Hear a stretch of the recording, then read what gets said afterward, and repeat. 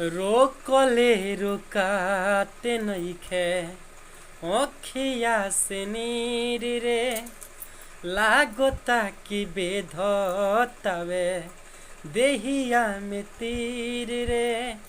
रोकले रोकाते नइखे अखिया से नीर रे लागता कि बेधतावे देहिया में तीर रे।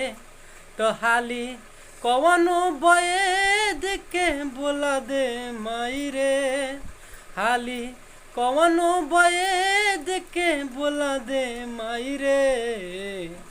बिन जान के वो बिन जान के जियल नहीं जाई, सुइया जहर के लगवा दे माई रे।